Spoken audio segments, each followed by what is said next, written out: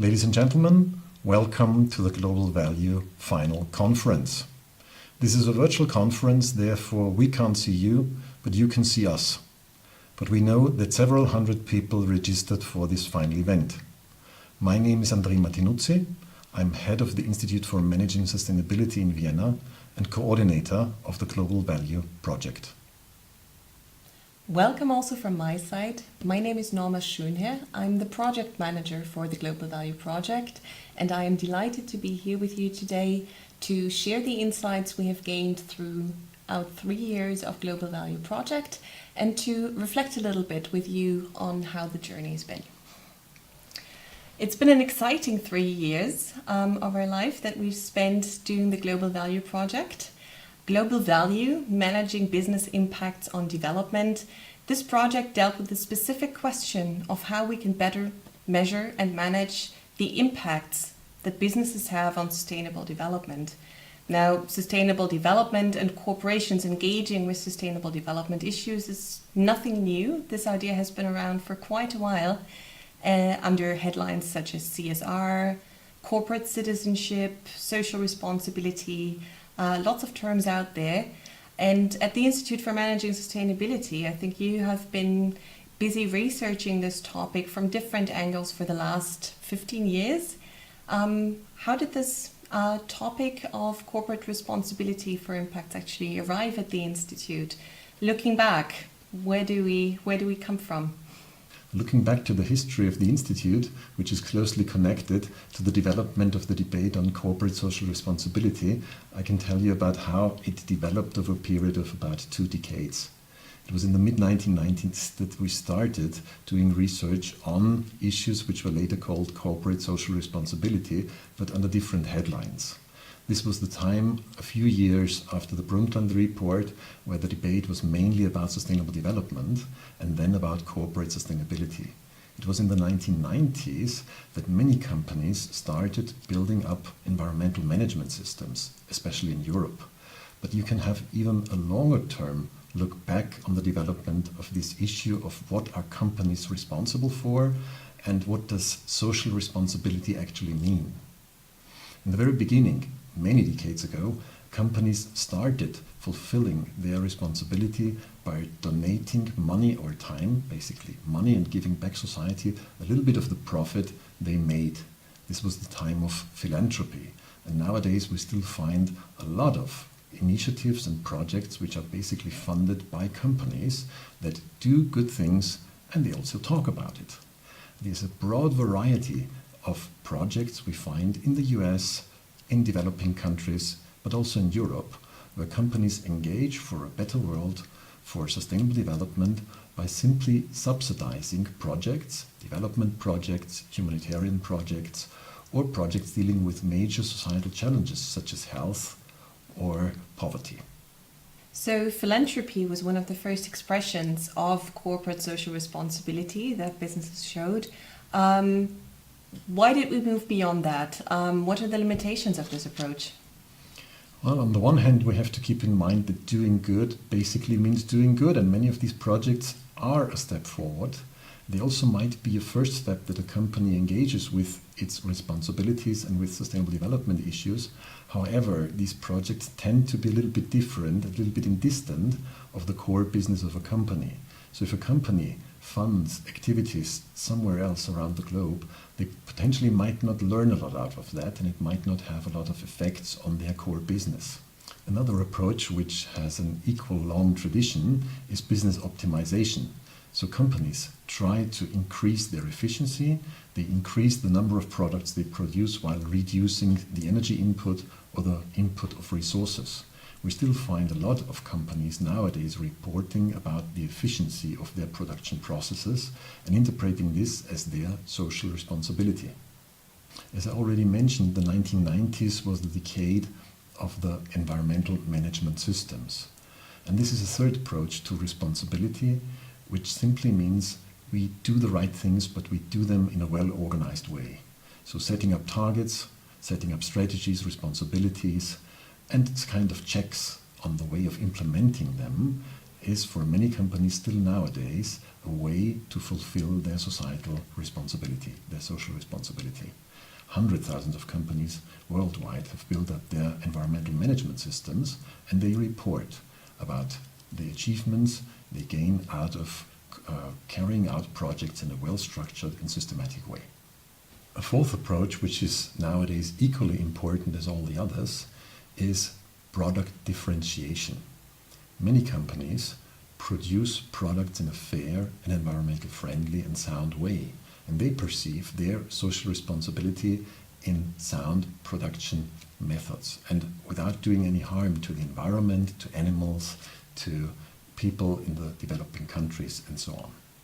The fifth approach is about innovation, perceiving sustainable development and grand societal challenges as a kind of source of ideas for really big innovations. These might be technological innovations, product innovations, but also societal innovations, social innovations, or even innovations on system level.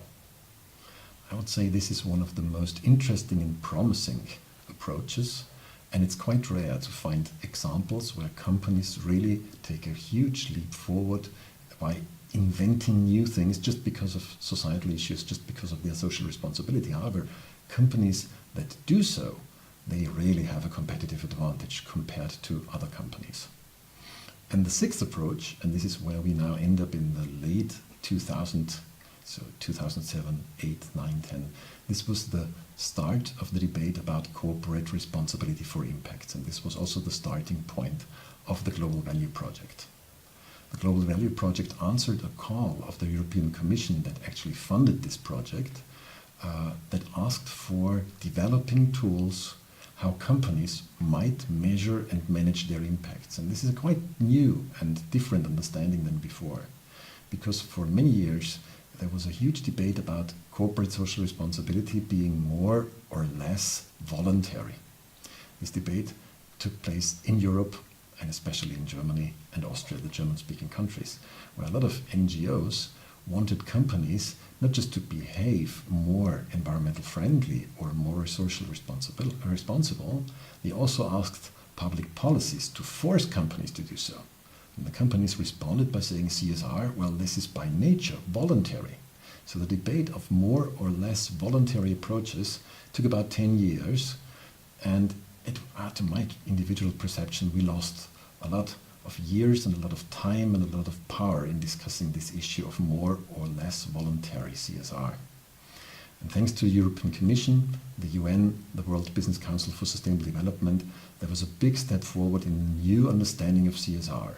An understanding which is a quite simple story, saying first, companies have impacts. There are no companies that have no impacts at all. Well, yes, perhaps if a company does not have any business, no production, no product, but that's not a company. If a company produces products, services, has production processes, they have impacts. They have impacts on the environment, they have impacts on society, on their employees, on their stakeholders, on their neighbors. And CSR is now perceived as the responsibility for these impacts, direct impacts or indirect impacts, local impacts or impacts somewhere around the globe. And CSR is no longer perceived as the voluntary action, but it's perceived as how companies measure, manage, and improve their impacts.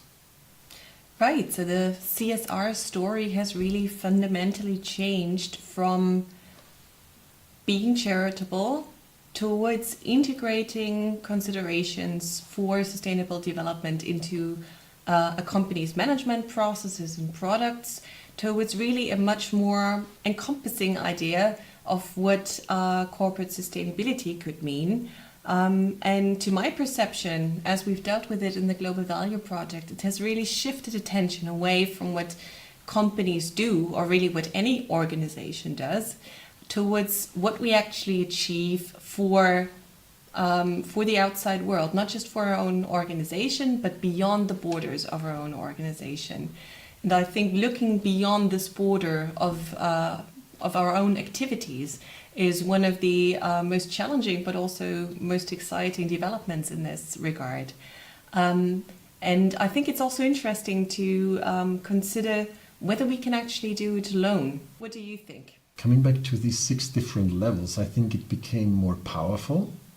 It became more relevant for competitiveness, so for business, but it also became more complex. Well, in the very beginning, when CSR was philanthropy, you just needed money. You gave back a little bit of the profit that you made to society.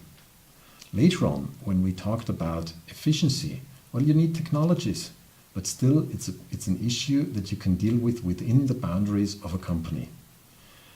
When we talk about managing sustainability, when we talk about environmental management systems, CSR management systems, well, they're not quoted like that, but actually many of them are, because these environmental management systems nowadays are expanded and they try to mirror the Sustainable Development Goals. However, many of these management systems just cover what happens within a company. When we talk about fair and environmentally sound products, you need more than just a focus on the company. You need at least the consumer. You need a kind of innovation where consumers ask for different goods and services. So it's a parallel step that companies have to take, offering innovative, more sound and more environmental friendly products, but also consumers preferring these products over other products. When we talk about innovation, you also need more. You need the consumer, you need perhaps a technology, but sometimes you need also different policies that steer these networks, because many of these big innovations, they are not pure technological innovations, they are systems innovations. So you have to bring together a lot of different actors, a lot of different organizations, and together they manage to take a big step forward in a system. And when we talk about corporate social responsibility as the responsibility for impact, it really gets very, very complex. And this is why I think that many companies know that they are responsible for their impacts, but they don't know how. And this was the starting point for the Global Value Project, helping companies to manage and to measure their impacts. And I still can remember how we started with Global Value. I think it was 5 years ago when we first time talked about this, and where the two of us together designed and developed the Global Value Project. Yes, I can still remember that time very well. And next to the complexity of actually grasping what impact means in a business context, I remember we also had another problem, which was that we had a myriad of different definitions of what sustainable development could actually be. So if we're looking at how corporations affect sustainable development, then obviously as researchers, the next question we always ask ourselves is, so how do you find sustainable development? And at that time, this was actually quite a difficult situation because, and I think many people will know this problem, starting to think about how you grasp it, there are myriad definitions and there's no single canon of issues that are actually in there. There's no definition of what corporations are actually responsible for. And this has taken us quite a while to figure out. And during the duration of the Global Value Project, we finally managed to get a reference frame that we could use to really address these issues in a very operational, very broken down way. And those were the Sustainable Development Goals. Now, the Sustainable Development Goals only came into effect in early 2016, so still quite recent, still a quite new thing, and they are very comprehensive. And what I find especially interesting about these Sustainable Development Goals is that they are a globally agreed agenda for what our aspirations should be in terms of sustainable development until 2030. Businesses were involved in actually setting them up, and they're also explicitly addressed in them, directly through goals like goal number 8 on decent work, goal number 9 on industry and innovation, the issue you just mentioned, and also in a goal on sustainable production and consumption, which focuses exactly on the interactions between businesses and their consumers and the intersection with sustainable development. And this is true for many of the other goals. You can't really achieve them without business. And this is interesting because it raises expectations on the one hand, but it also opens up a lot of new opportunities for businesses. And I think this is an exciting time to bring together responsibility for impacts as a responsibility and sustainable development as a really future-oriented concept with lots of business opportunities. In this context, it might also be interesting to think about what is meant by impact. And many companies during the last years asked me, well, you talk about responsibility for impacts. What do you mean by impact? And in these cases, I tend to answer this question by saying, well, impact is things that happen beyond your factory gate, a little bit beyond your activity, outside. Outside, which means along supply chains, which means at consumers, when they consume the products, when they recycle, when they dispose the products, or outside, which means a little bit distant in society, because many companies have impacts, but not as direct impacts that they would be able to measure them. Many companies don't have information and they don't have data about what happens beyond these boundaries. But also it could mean beyond regarding time, a little bit in distant regarding time, later. So responsibility for impact means impacts which are local and global, impacts on the environment, on society, on economy, on competitiveness, on a whole sector, on whole systems. And the big challenge for companies now is not just that they are responsible, they are held responsible for these impacts. The question is, what data do they have? And what kind of power do they have in influencing these impacts? Because sometimes they are responsible for impacts that they can't change. Now you've really raised the bar of complexity with this definition of impact. So we have to look at systems, we have to look at a plethora of different organizations, and we have to look at a plethora of different sustainable development issues. How can we help companies deal with this complexity? How can they actually start to grasp it, to measure it, and to manage it ultimately? Well, actually, this was the core and the beginning of the Global Value Project. The European Commission asked for a project to develop a methodology to measure and to manage corporate impacts of multinationals regarding the former set of Millennium Development Goals, but then also regarding the Sustainable Development Goals. And honestly speaking, I think we were quite naive in the beginning, because when we first drafted this proposal, we said, okay, and we will develop this methodology. It will be the global value methodology. But we were smart enough in the beginning to also include a stock-taking exercise in the proposal writing phase and also in the project. And I still remember when we wrote the proposal, we said, okay, at least a handful of methods we have to quote in the proposal. And we ended up with 30 methods and a kind of uneasiness saying there is more out there than we would expect. And I think this kind of impression that there is a lot of out there, that there is no need for another methodology because there's so much happening out there, I think this impression continued during the last years. Yes, indeed. The stock-taking phase was one of 3 project phases we went through, and one that took significantly longer than we expected, but that was also of a specific importance in the cores of the whole Global Value Project, because we found a lot.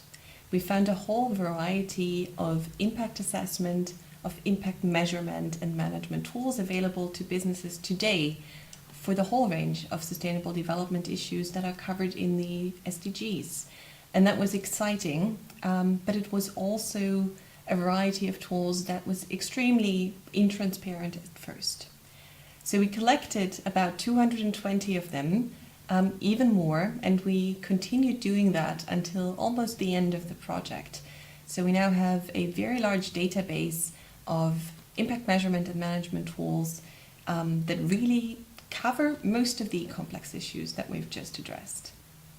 Who are the ones who develop these kind of tools? Some of them are developed by business for business. Many are also developed by international organizations or by non-governmental organizations that partner with businesses on improving on negative impact and on enhancing the positive impacts that a business approach can have. Some of them are also developed by consultancies that offer services to companies to help them improve their impacts. And we find a couple of them that have even been developed by public authorities, mainly in Europe, in order to help companies implement the CSR policies that have been developed. Talking about tools, what in this context is meant by a tool? What is a tool? A tool is basically an instrument. It's an instrument that corporations can use to design, structure, and carry out impact assessments in all kinds of forms. So it might be a simple PDF document, a simple guideline, it might be a fully fledged analytical software, or it might even be a process that a business goes through together with other stakeholders. What about the quality of these tools? Well, the quality of tools is frequently not very transparent at first glance.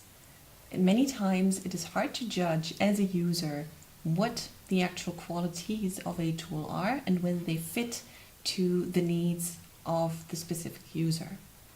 So we tested quite a bunch of different tools together with multinational companies to see how they perform in a real company setting in different sectors. And we were very lucky to receive access, support, and data from 3 different multinationals. On the one hand, Bata, footwear manufacturer with operations in Bangladesh and many other countries, a pulp and paper manufacturer based here in Vienna and in South Africa, which is Mondi, and an agribusiness, Olam International, which supported us with data on the agricultural sector. Were the results that these tools delivered, the recommendations, the judgments, similar, or were they leading into different directions?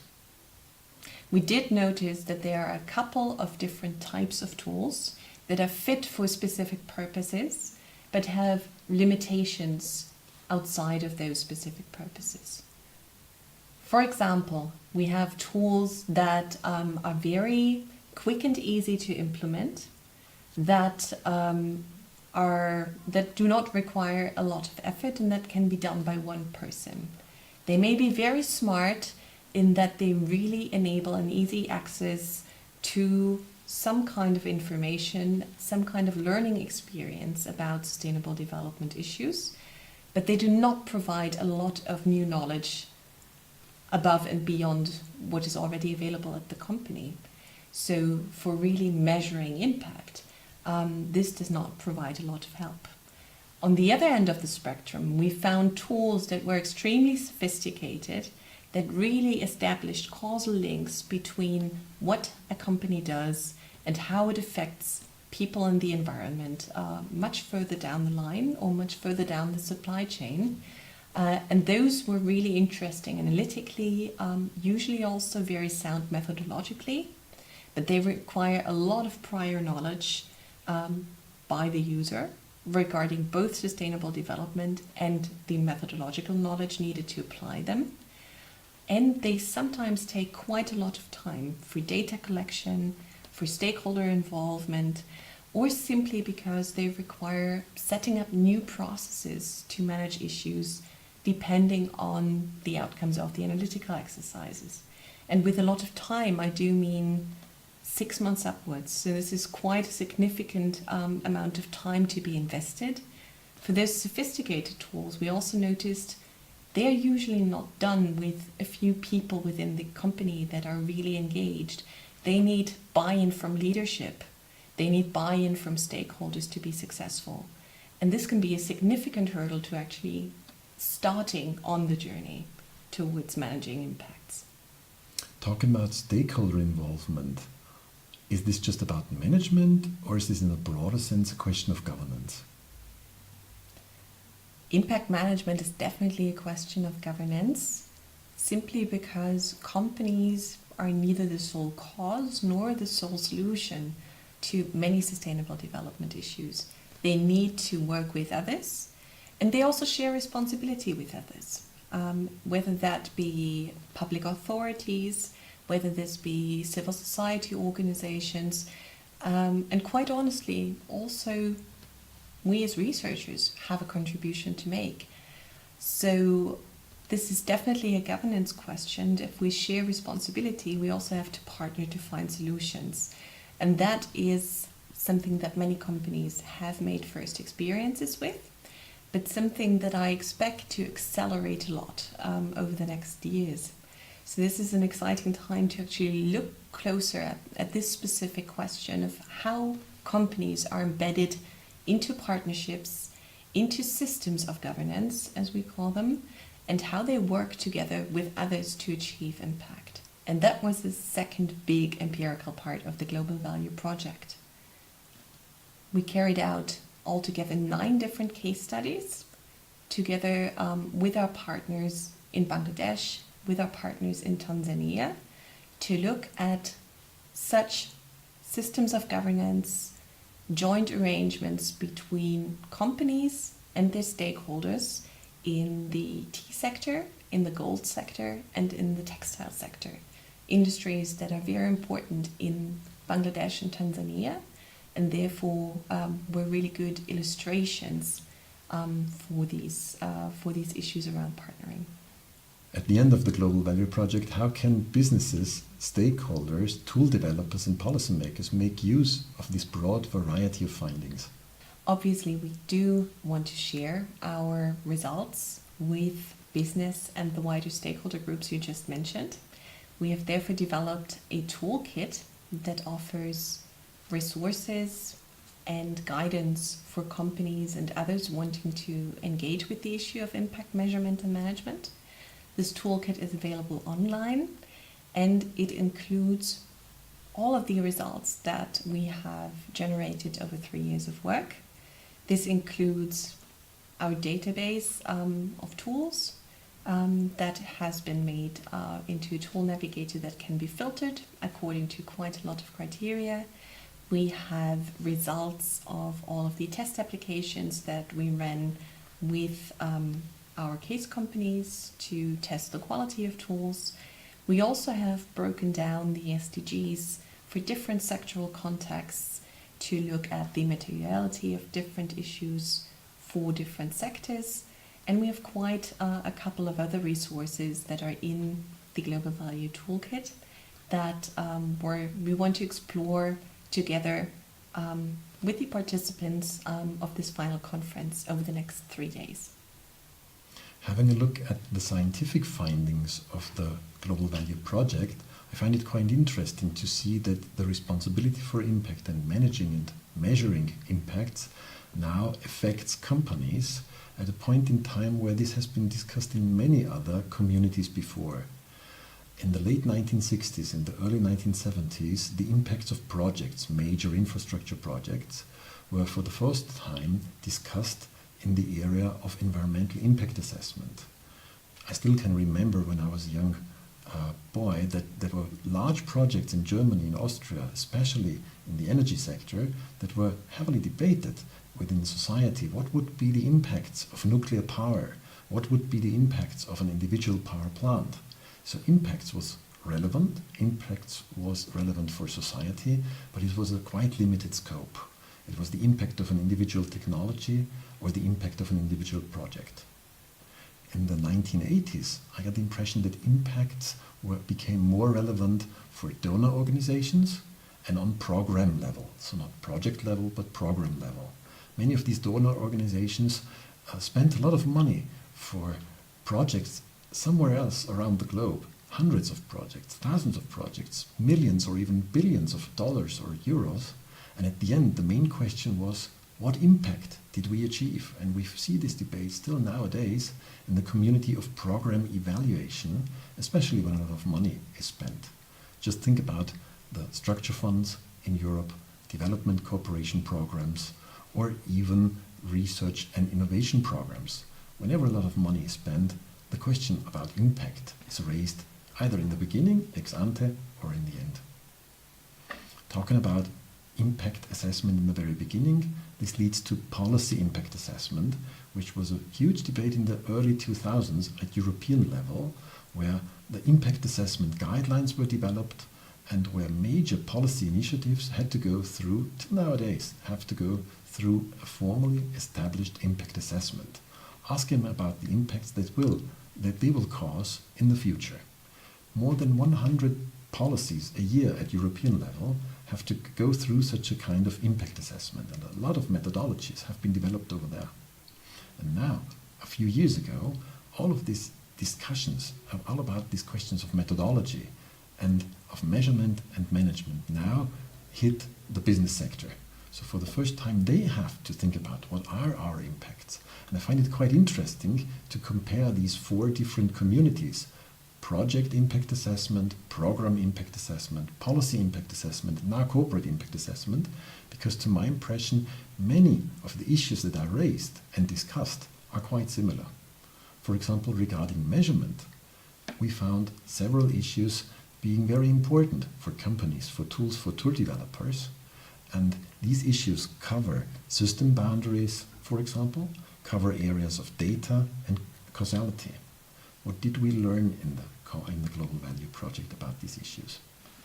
Indeed, this development that we see is one that is going to certainly go on over a couple of years. It's a development towards more standardized, more established, and also sounder methodological basis for impact assessment in the business context. And we also find that many of these issues that we have been debating in those adjacent areas are only now really seriously being discussed by businesses. System boundaries become relevant when you start thinking beyond the factory gate.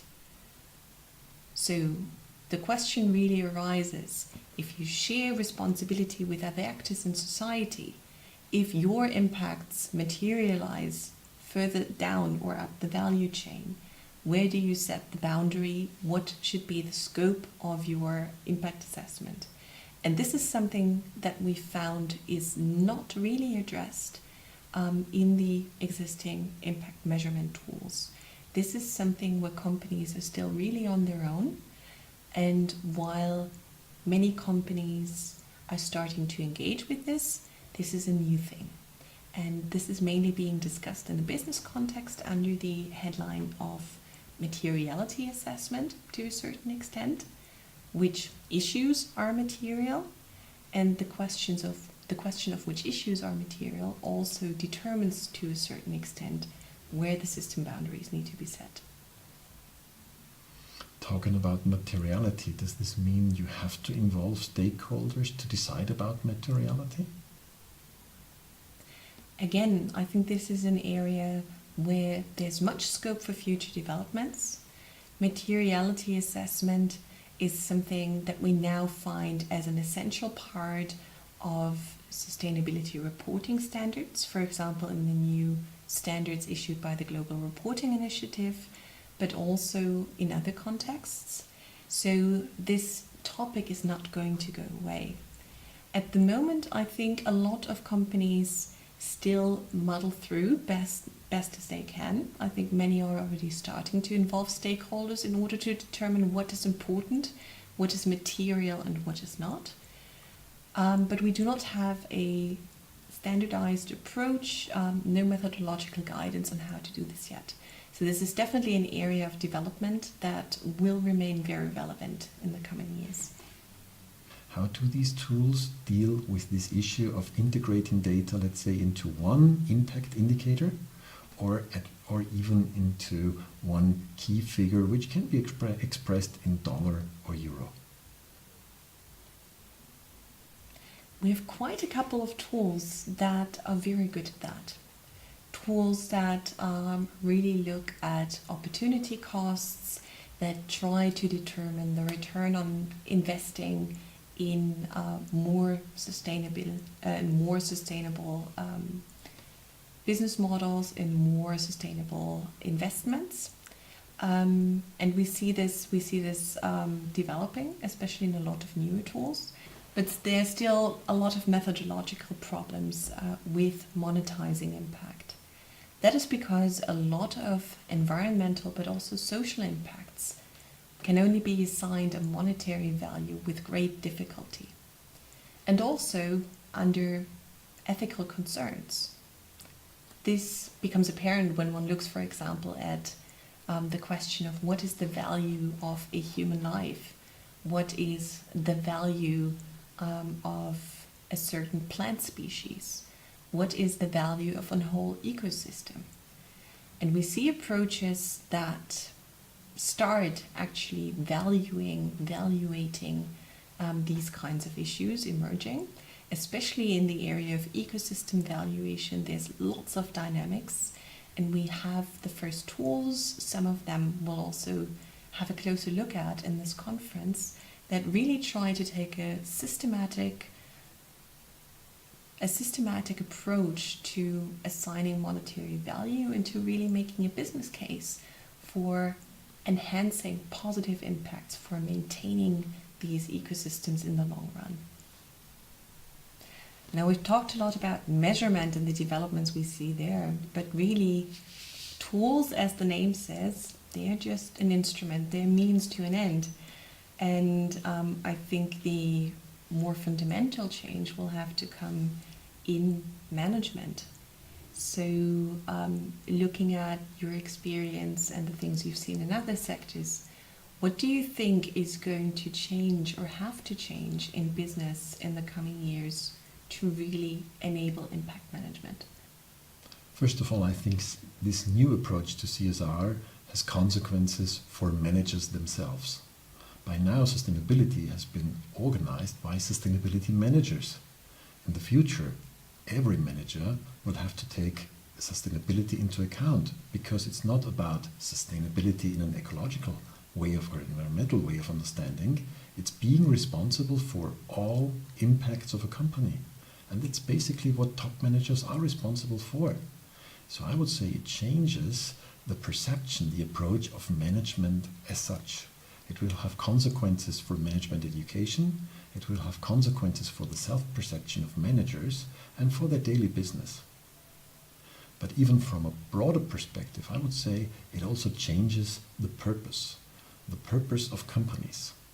In the past, companies had basically the purpose of creating shareholder value, of increasing market shares, of growth, jobs, profits.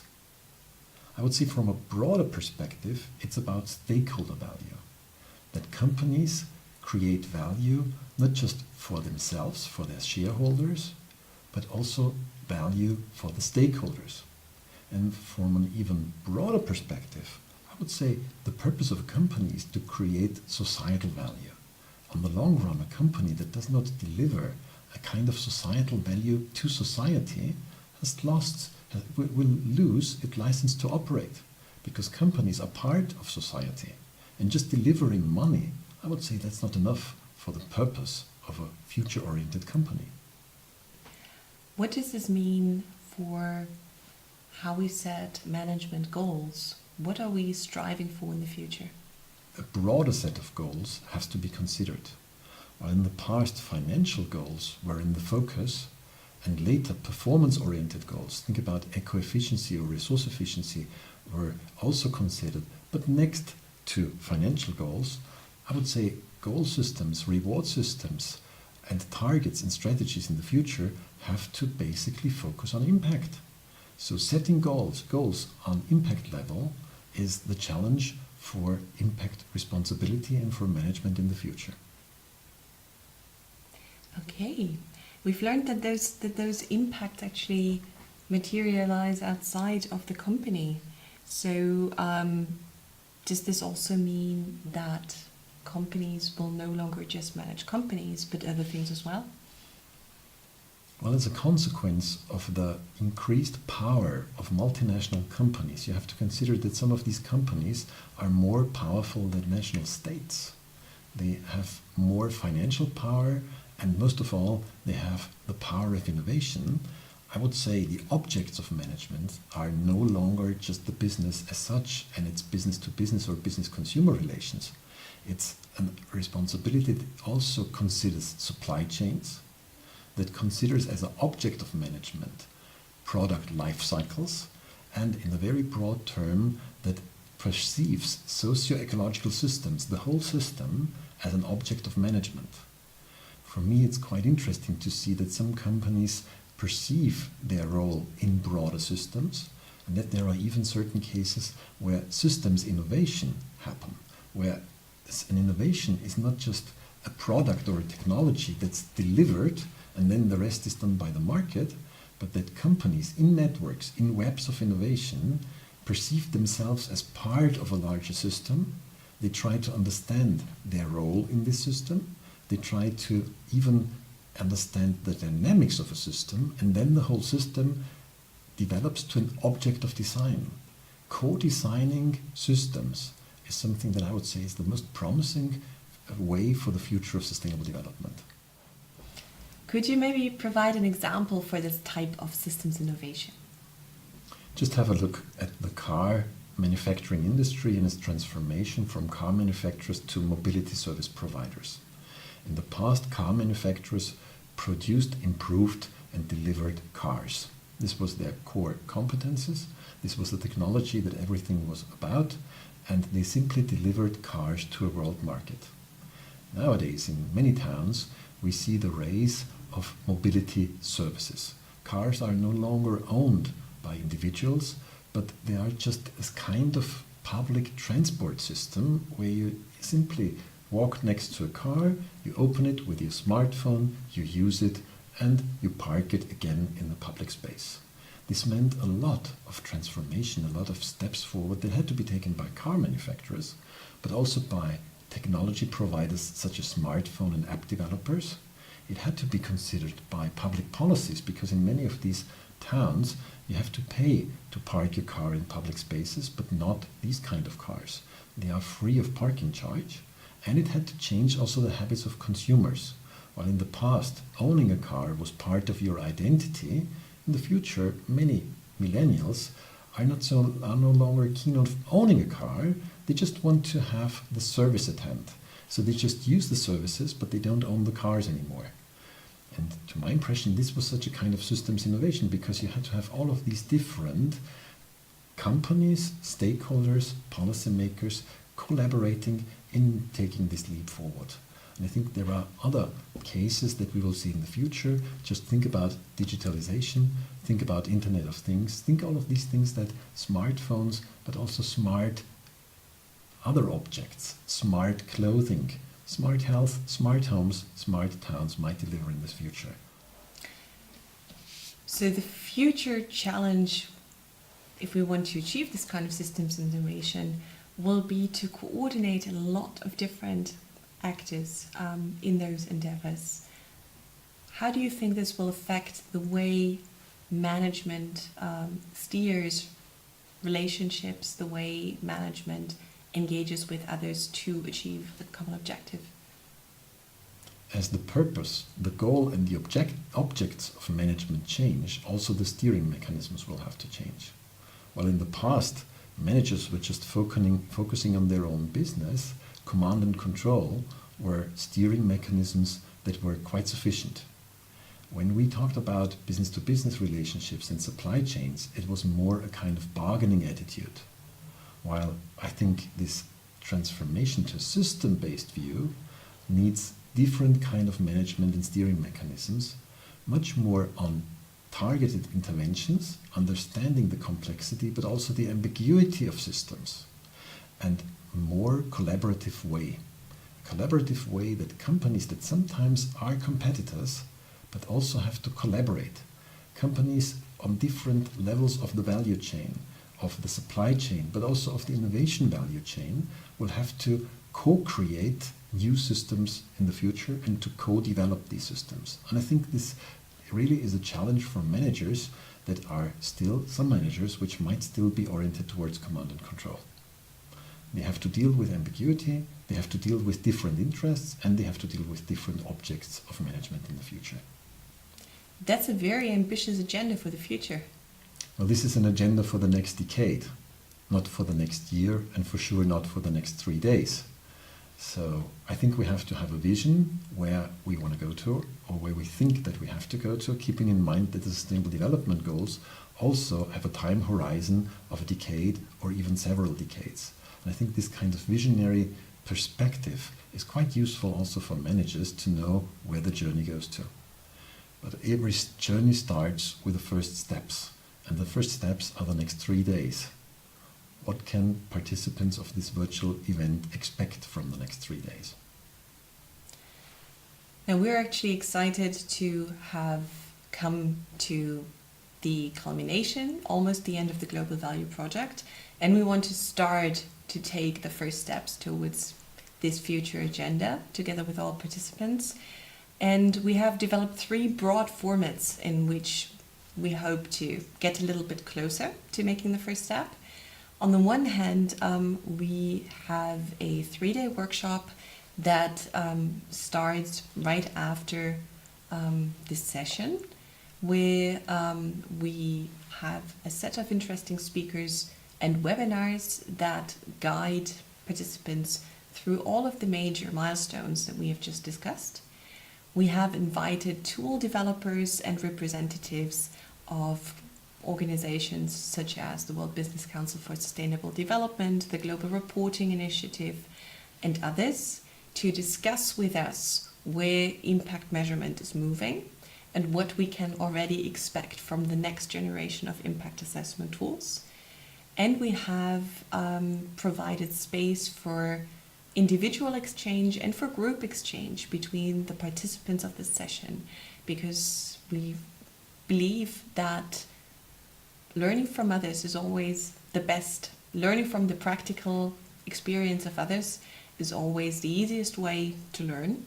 So we have a networking lounge that is accessible for group chats, for individual conversations between sessions, and where it will be possible for all participants to meet and engage with the experts that they see and hear in all the sessions across the next 3 days. So 3 days of exciting sessions are ahead. We hope that you will like the final conference of Global Value. The project ends now, but that does not mean that our networks, that our collaboration will end. We wish you a very interesting, fruitful 3 days of this final conference.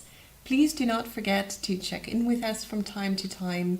We are available at stands in the networking lounge and during the sessions, and we hope this will be a very worthwhile experience for you. Enjoy the conference. And we hope that you stay in touch with us, because dealing with corporate social responsibility and the responsibility for impact is an issue that we will deal with in future projects as well, hopefully together with you.